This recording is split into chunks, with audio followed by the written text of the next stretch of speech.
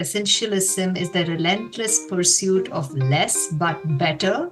So we are living by design, not by default. Tell us, why is that important in life? Why is essentialism important? How have you put this into practice in your life? What are the 4 steps to develop essentialism? I want to do a lot of different things. I want to do it quickly, but like limiting the amount of cognitive switching that my brain has to do is really important for me. So it was explore, eliminate, and execute. And again, the emphasis on the first one is the umbrella, and then the last 3 are just like a cycle that you're going to be in until you die.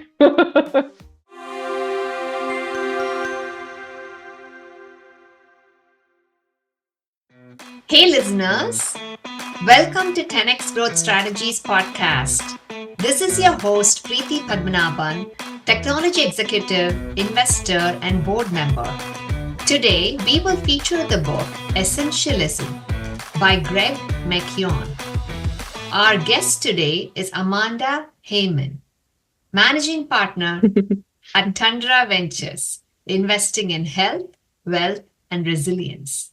Welcome, Amanda, to 10x Growth Strategies podcast. Thank you for having me, Preethy. This is so great. Tell us about yourself, the key highlights from your career journey. Sure. So I'd say, the through line to my career has really been working with and on behalf of people who don't quite fit the mold, right? Who are different in some meaningful way than those who are more traditionally in power. And my goal is to help them be more equal in power. So as far as career highlights go, I'm an attorney, an investor, an accelerator director, but I started out my career as a journalist, as a city hall beat reporter in a town called Espanola, New Mexico, uncovering small town political corruption.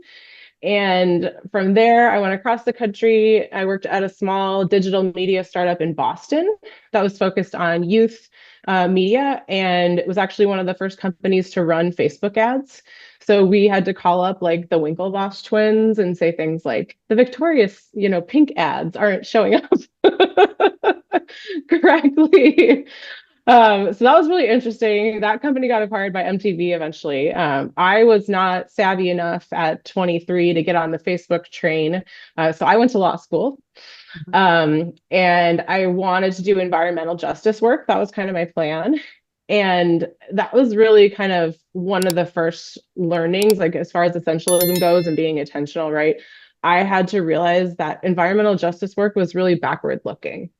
And so it was really, working on events that had happened 10 years ago, 15 years ago, for years and years. And my brain is really better and more energized by forward looking, by being a builder. And so that was kind of something that I had to learn throughout law school and afterward. So after law school, I did a couple of federal clerkships in Minnesota, where I grew up. Mostly my family's from the East Coast. So we were kind of also like the weirdo outliers in our suburb of St. Paul, who like didn't cut our lawn very often, didn't have a wood chipper, didn't go to church, like all that kind of stuff, which we really like leaned into. And so I went back home to Minnesota with my husband, did a couple, like I said, couple of federal clerkships, and then I worked on behalf of a national nonprofit law center that worked with family farmers. So, for example, I helped support Hmong farmers in Minnesota who were growing unusual crops like ginseng, for example, that wasn't part of the normal system. And so it was really hard for them to get crop insurance. And from there, that I sort of made the jump more into the startup world because I started my first business in 2013, which was a law firm focused on entrepreneurs in the food and farm space, who are also working in the sustainable and organic category. So throughout that experience, I saw the insides and outsides of hundreds of companies, and really kind of saw, what was successful, what wasn't, what were the avoidable mistakes, and started getting a sense for like what could be successful.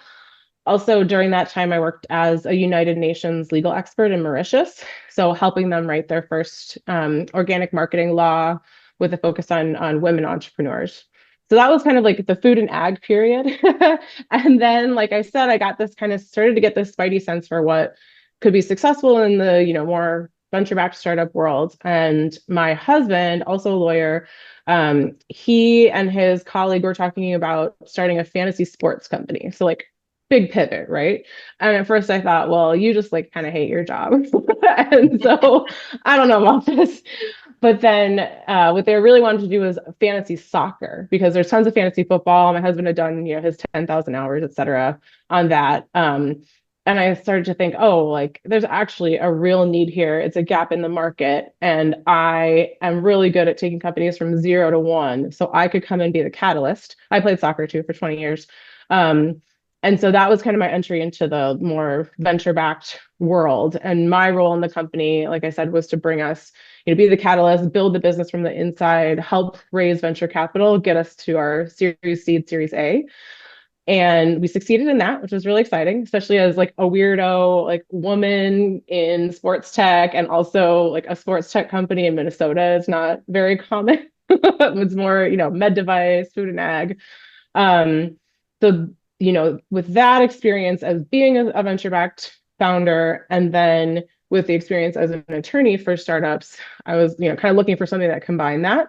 And I had the pleasure in 2018 of meeting my now Tundra co-founder, Danielle Steer. And together we co-founded Minnesota's first inclusive startup accelerator.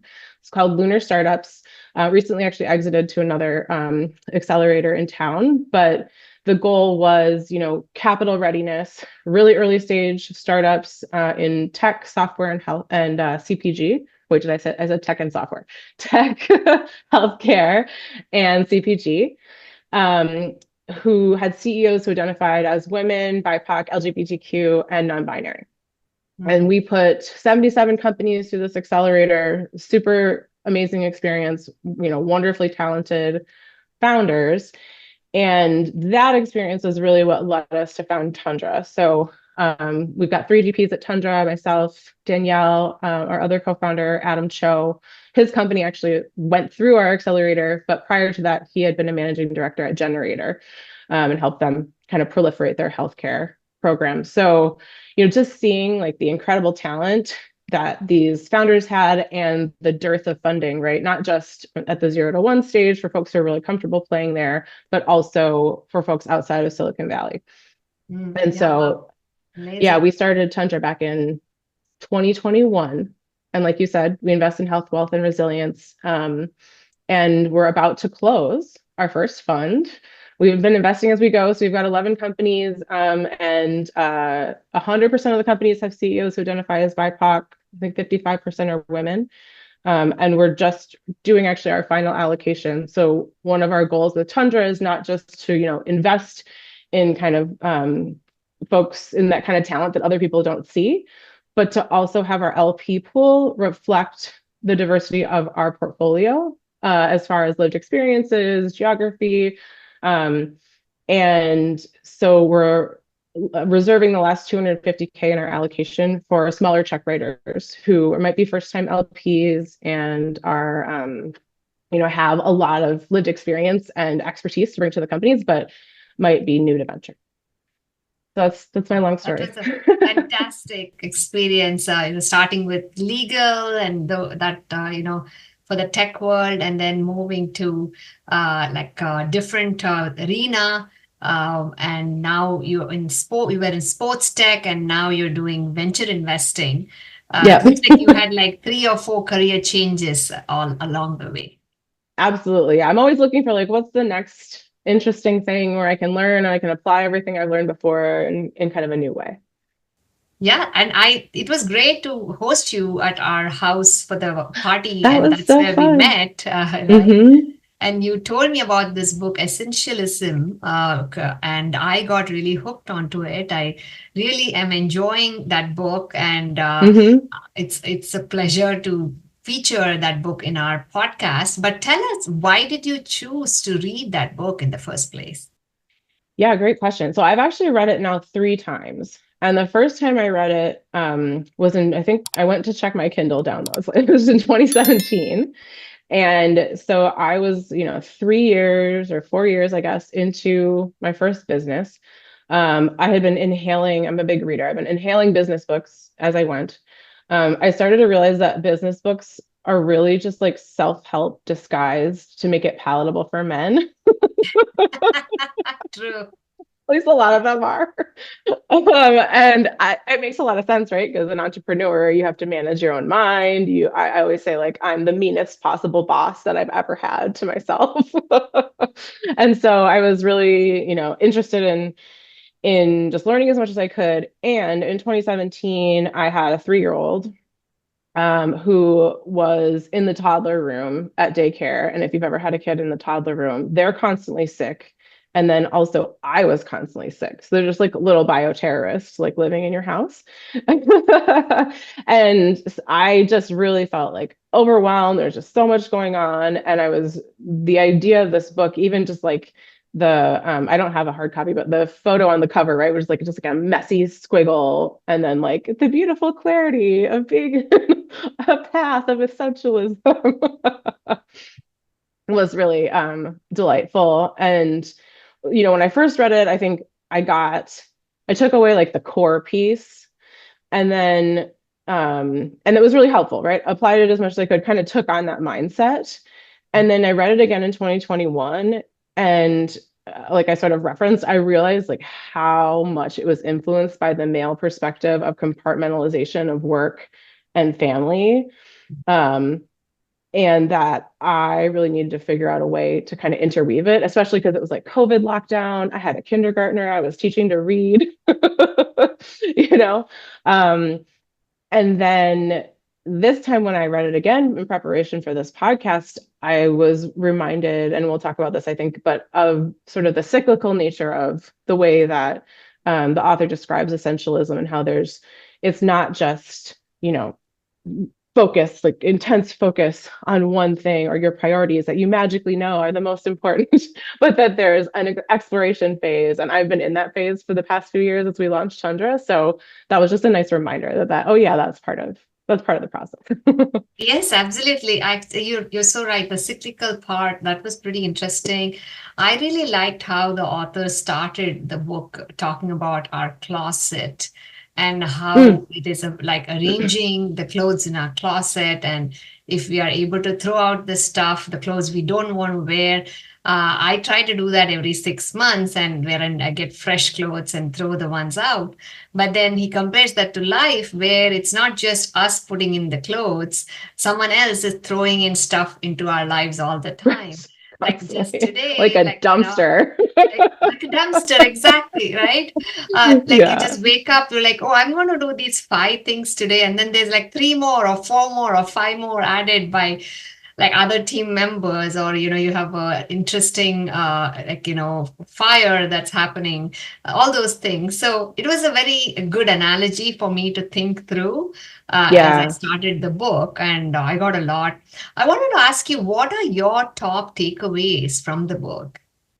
Yeah, I definitely have quite a few. It's hard to identify the top ones, but I will say, just piggybacking on the closet piece, I'm a huge Marie Kondo person, so that really resonated for me. And I love decluttering. So it's sort of like decluttering your space and your life.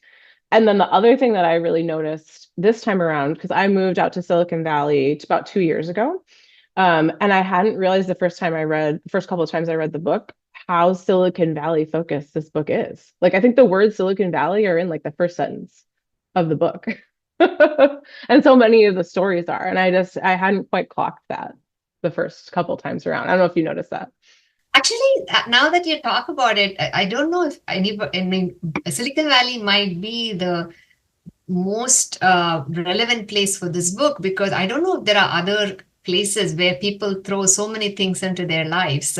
Over here, we talk about like being an A player in sports, and then we talk about being an A player in like work, and then you have a great family and community. You want to do all Yeah. those things. So yeah, And I where got so many to people have control of their time because they're entrepreneurs. yes. Because I think it's a lot harder, to manage everything they talk about in this book if you work at a corporation and your time is not your own as much. That's true. Yeah. So tell us about Um, your takeaways. Yeah. yeah, so I think, the main takeaway was really the mindset set shift. Um, So just having like an essentialist lens on everything and making sure that whatever you do, you're kind of pausing and asking yourself, is this really what I want to do? Is this the shiny object? What did I say I wanted to focus on for this quarter or this year? Um, I'm known amongst my team members for being the annoying one who's always like, so what's the point of that? Like, what are we really trying to do here? And I'm willing to be annoying about it because, I think, like you said, there's always so much stuff coming at us and so many opportunities and options that if you don't have just a regular practice of being like, okay, hold up, I'm not going to just try to do everything because it's going to make me crazy and everyone around me crazy. So yeah, mindset, the biggest was one of the biggest one. I think the other piece that I was really thinking about a lot this time around was sort of the discernment piece. So, like that you needed the exploration phase to figure out what your priorities are in the first place.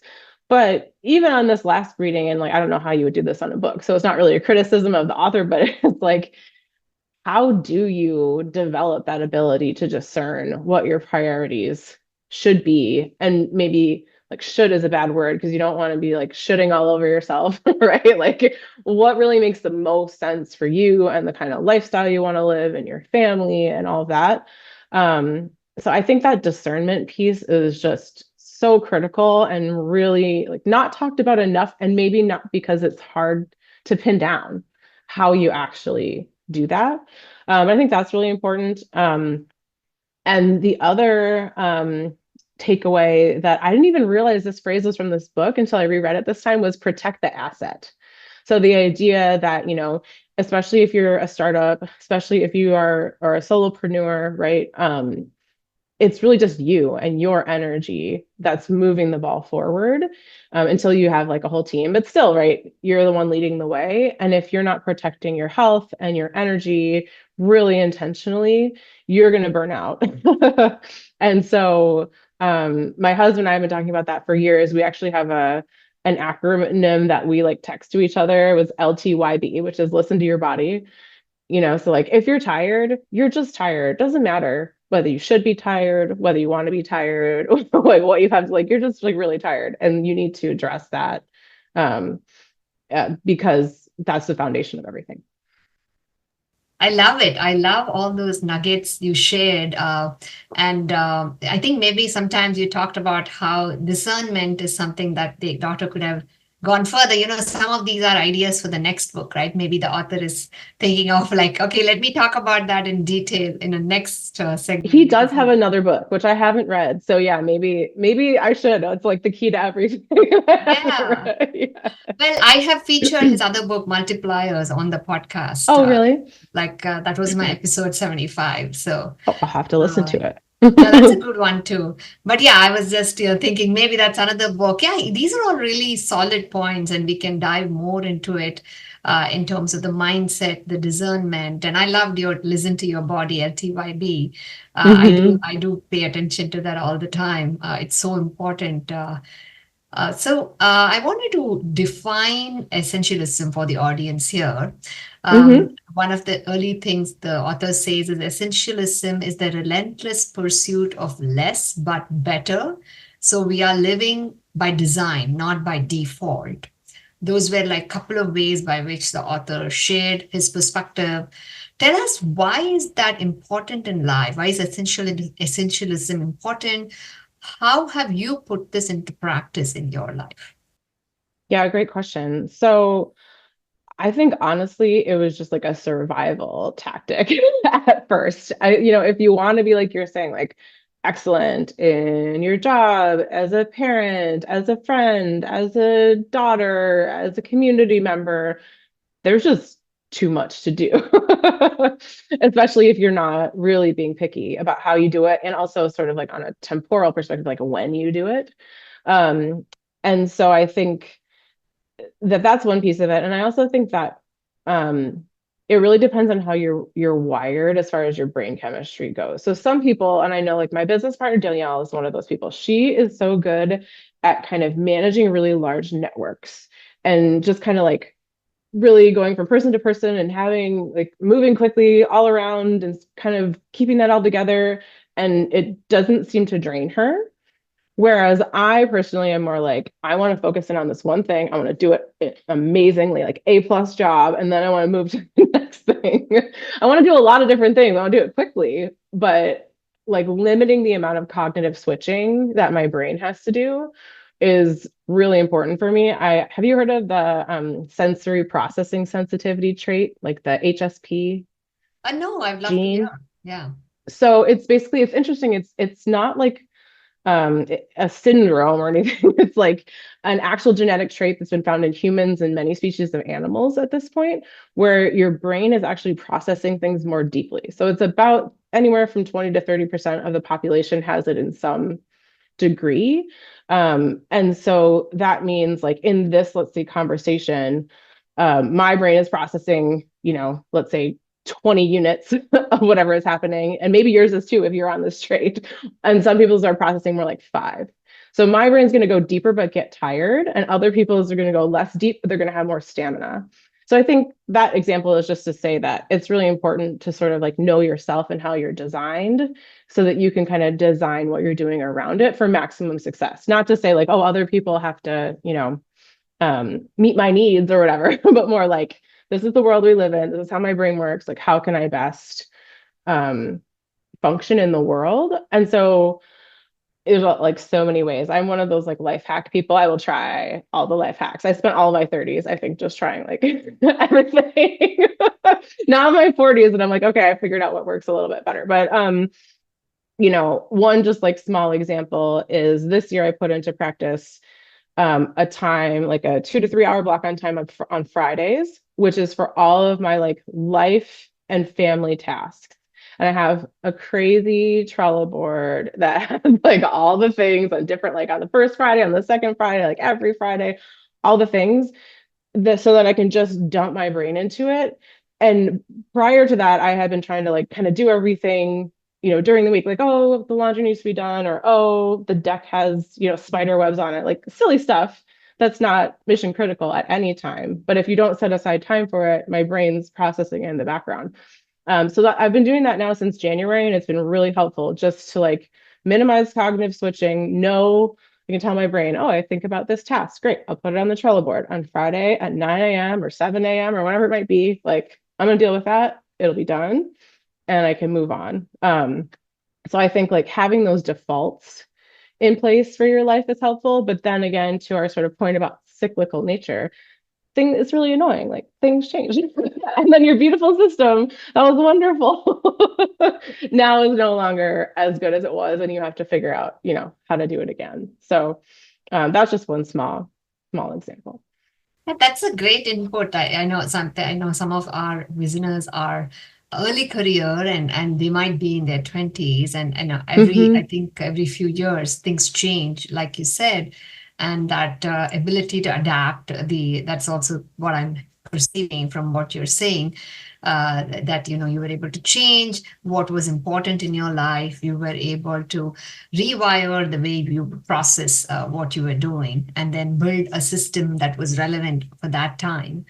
And that is your essentialism mantra. Absolutely. And I think also like for, people just starting out, especially if you're socialized as a woman and you decide to have children, or even if you don't have children and you have other caregiving responsibilities, like they often will just fall to you by default. Like the mom always gets called by the school first, right? And so I think you have to figure out a way to, be able to handle all of that without losing your mind. And I think it's hard when so many of the business books that we read are written by men. And I think there's just a background assumption that like they're going to go to work and they're not going to be interrupted. And my background assumption is I'll probably be interrupted. And that's okay because I really value, those pieces of my life. But that's just not not the way that it's kind of set forth for you. Yeah.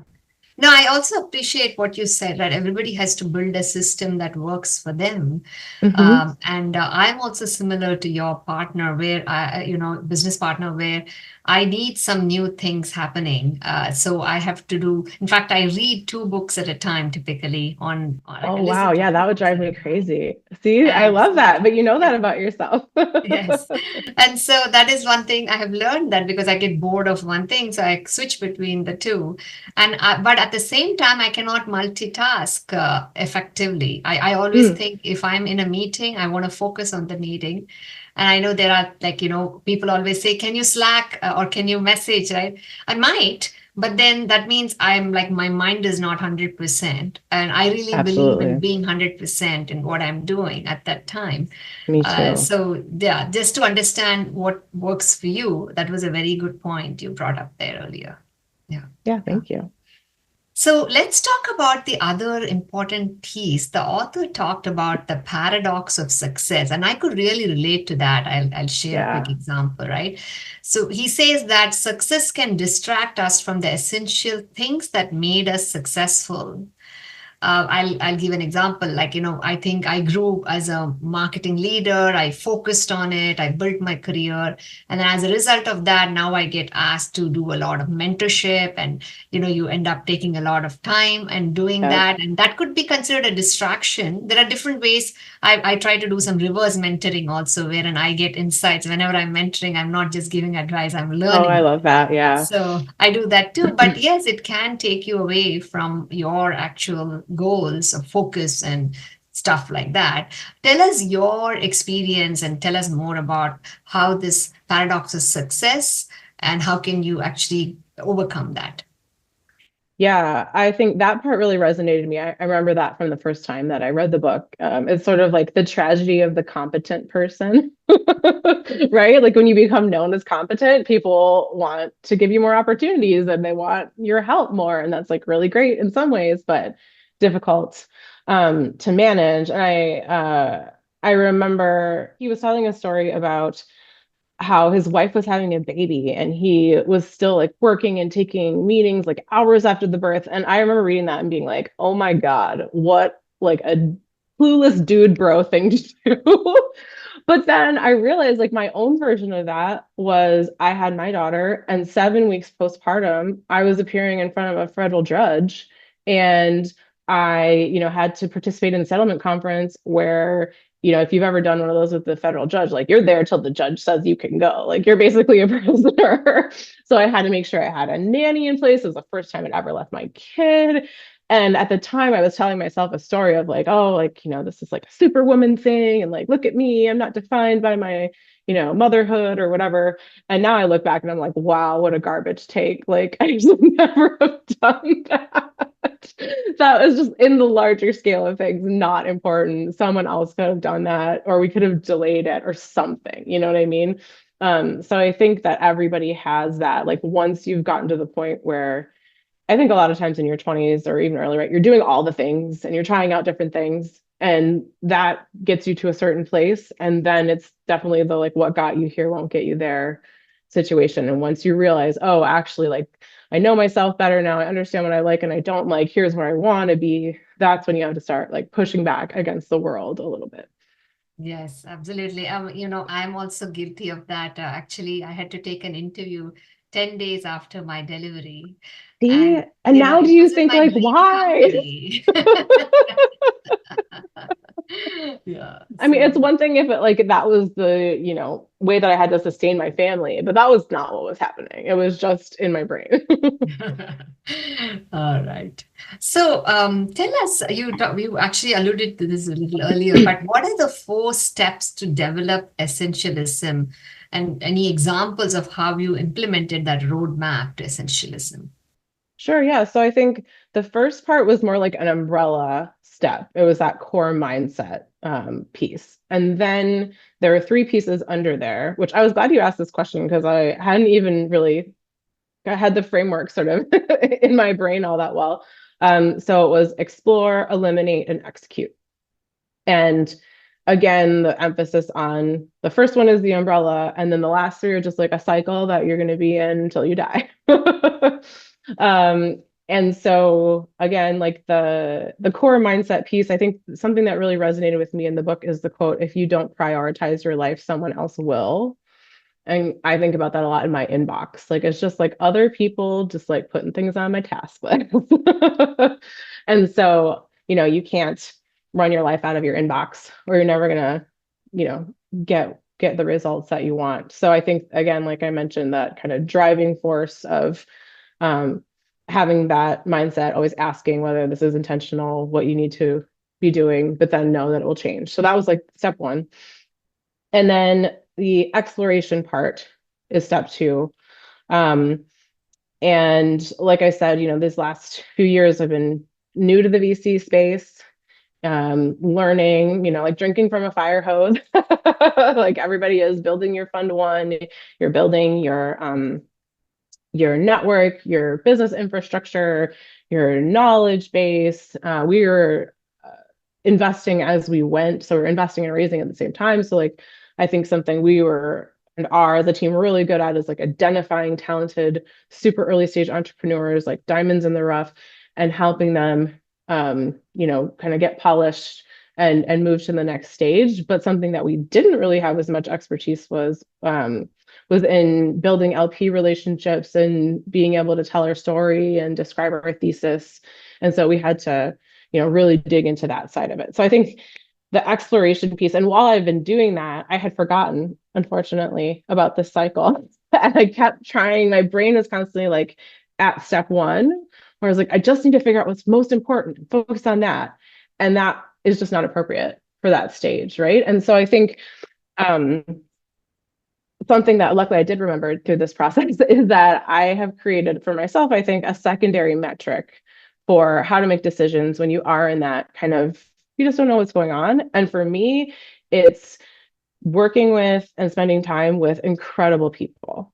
So I think like meeting you and like the Ignite folks is a great example of that, right? It was like, I love the vibe here. These folks are really interesting. You're up there singing Hotel California. And I was like, this is awesome. And so when you invited me on the podcast, I was like, I don't have any idea whether this is going to help me meet one of my, incredibly important, relentless priorities. But I think Preethy is great, and I want to talk to her on this podcast. So I think having Thank that you secondary for metric, doing yeah, that. you're welcome. Having that secondary metric, either like something like that, whatever it is for you, figuring out when you are in the exploration phase, like what are you doing? Because you can't just go right, skip over to the, oh, this is the most important priority piece. Especially if you are an early stage entrepreneur, like many folks I work with, you just don't have a team. So you're doing all the roles. Or even if you have like a couple, co-founders, you still are doing all the things for the most part. So that's the explore piece. And then I think the eliminate piece is the easiest for me personally. Like it comes the Marie Kondoing, right? Like I've been known to quote Warren Buffett in my out of office emails, like, sorry, I'm not taking any meetings. Like Warren Buffett said I couldn't. um, and doing like I'm also comfortable doing things like I don't have Instagram on my phone or Twitter or Reddit, or I've never been on TikTok. I did reserve my name, but I've never been on TikTok. So stuff like that, just like eliminating things that aren't good for my brain and that are a distraction for me. Um, and actually one that is, I think, maybe a little bit unusual is deciding my husband and I to have one child. That was a big one. When we realized that was even a possibility, we were like, oh, that could be amazing. My parents were less thrilled. But we have one amazing daughter and we can pour, all of our resources and time and effort into her. So I think that's the eliminate stage, some examples there. And then the last piece, execute. When I was doing this last reread, I think a lot of the items that he goes through in that section of the book felt pretty fresh in 2017, but now is kind of like has been dissected and picked apart by other people. There've been whole books written on a lot of the different pieces, things like, time blocking and sleep and time to read and time where the internet isn't blaring into your brain. So I think that's like the most tactical part, but probably if you, are reading the book, I think the first two parts are probably the most relevant and important personally. Nice, nice. Like I love it. I love the summary and how you went through and used that in your own career. And one point I want to share is that, the author talks about at every step, what does an essentialist do versus a non-essentialist? Yes. And right, non-essentialist would just pick everything that comes their way. The power of no. They don't know the power of no, and the no is not just for other people, even for opportunities that come your way. So when Yes. you have to say no to one thing, you have space for saying yes to other things. And that you have to say no to even really good things. I think that's the hardest. It's like, okay, well, those things I don't really want to do. But like the things that are good and you have 10 good things and you can only pick like the two very best, I think that's really hard. Yes. Oh, yeah. That actually leads to my next question, which is the Yeah. trade-offs. It's one key learning for essentialism that stuck to me was the ability to make trade-offs. And the author even hits it very further, wherein he says often we have to make trade-offs between the four burners, the family, friends, health, and work. I mean, how do you even make a choice with those four, right? And what is your I approach know. for making trade-offs and how has that helped you? Yeah, I think the best way that I found to think about trade-offs, like it's never easy, it never really like gets better, is the concept of seasonality. That whatever you're doing now is not going to always be the same, right? So like now maybe you're in a season where you've put, work at the top, and then maybe in 3 months, 6 months, whatever, you're going to be putting health at the top, or something else, right? So that I think my brain always goes to like, this will be like this forever. And oh no, what will I do? But then I just remind myself, like, okay, this is the season. There's always going to be oscillation, right? Like there's no such thing as balance, but there's always like kind of back and forth. And then on top of that is actually like planning for that, like trying to intentionally create those breaks. Like if you, now that my daughter's in elementary school, it's easier because there's just like breaks in the school calendar that you can't control. But before that, when she was just in daycare or like when we didn't have kids, you could just go forever. There was no, intentional break except maybe, like end of the year holidays or something like that. So I think um, planning breaks ahead of time. And then additionally, I like to try to not do more than 2 to 3 things at a time. So knowing like, okay, I'm doing this one project now or these two projects now, I'm going to give them my full attention. I'm going to try to schedule like large time blocks so that I can get my brain fully into that and know that I've got time for the rest of it later. There's a book called The One Thing. I don't know if you've read that No, I book. haven't. And that one is like really aggressive. It's like just do whatever's most important for the first 4 hours of the day. And I did that when I was working for the UN. I had to write this huge report on organic agriculture in Mauritius. And man, I got that report done, but everything else was just falling by the wayside. So really like being like kind to yourself and understanding that what your brain thinks it can accomplish in a time scale is probably wrong. And I think doing like time blocking very specifically in my day on paper really helps me in my Google Calendar, but also on paper because it makes you live in reality. I think that's what it is. It's like you have to live in the reality of time and not what your brain wants time to be and just like accept it and be like, okay, right now this is what's important or this is what is forced upon me and that's just going to be okay and soon it'll be something different. I think also one other thing would be automating things that are important but not urgent. So like I've worked with the trainer for a long time where like I know the trainer is going to be there, like I have to be there, I have to get up at 6:30. If I was doing it on my own, I would just keep sleeping. But having those things that are just automated, that are important to you, but again, not urgent, so that you just do them and then you move on with your day.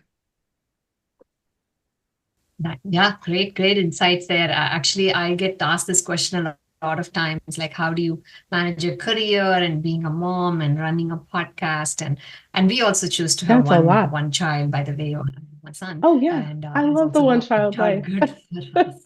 Yeah. Sometimes I think about Yeah, having it two kids doesn't. and like what that would do to your schedule, and my brain explodes just thinking about it. Yeah, they say two is like four. So when I heard that, I'm like, okay, I think I'm good with one and done. Yeah, Absolutely. I Yes. think like another like small example of that is like volunteering at my kids' school is really important to me. But there's tons of volunteer opportunities and constant like emails about whatever. So I picked one thing, which is I volunteer in the library. I go every week during my daughter's library time, and that's what I do. And then I can just ignore the rest of the, hundreds of emails that come Yes. in. Exactly. So one quote I like to share is that you can do it all, but not everything at the same time. A Right? hundred We all, percent. Exactly. yes. Yep. Just have to live a really long time. Yeah, that's a different topic. I'm involved in some longevity topics too, but that's a Oh, different cool. topic for another day. Um, but another piece I want to call out, wherein that really was very interesting, is that the author talks about being bored.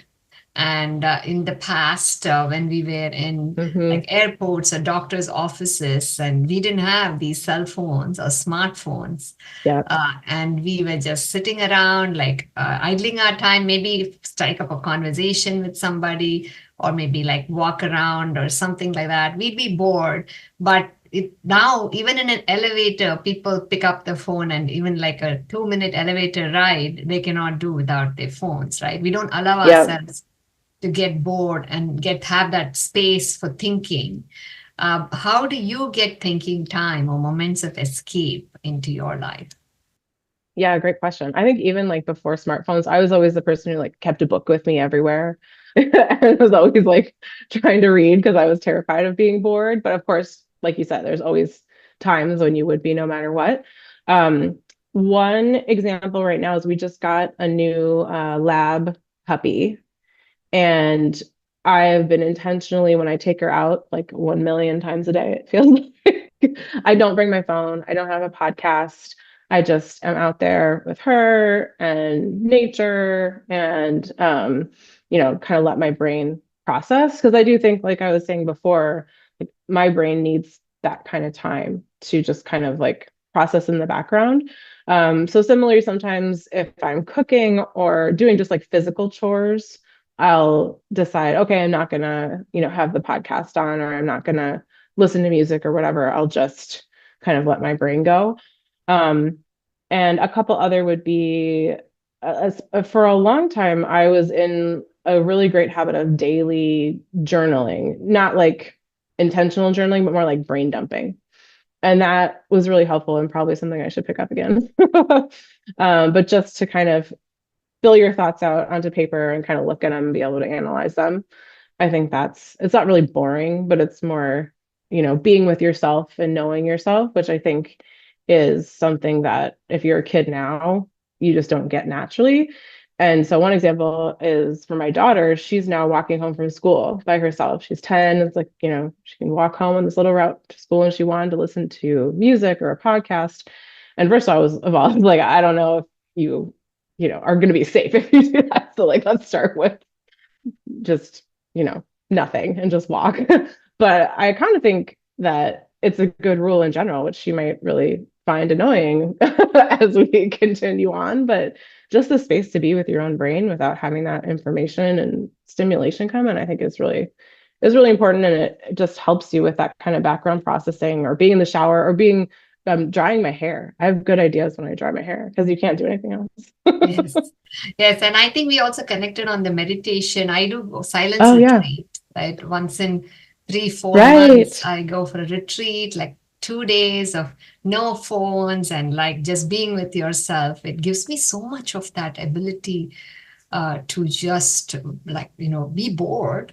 At the same Yeah. time, it gives me that thinking time to reprioritize, to even like think about what is important. Yeah, Yeah. Or just notice your thoughts exactly. and then be like, are those real messages that I want to accept or not? Exactly. So, any final insights for the audience? Yeah, I think, everybody's out there kind of in this soup. And it's hard for everybody. It's not like you'll read Essentialism and then all of a sudden everything will be perfect and beautiful.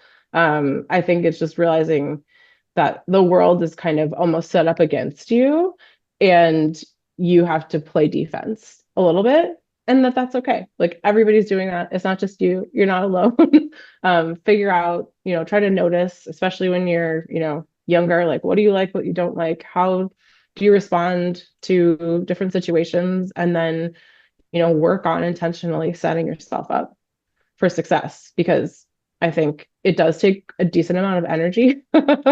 um, but it's worth it because you'll feel better. Your life will, to the extent you can control it, turn out to be more along the lines of, what's good for you. And I would just again really emphasize like the cyclical nature.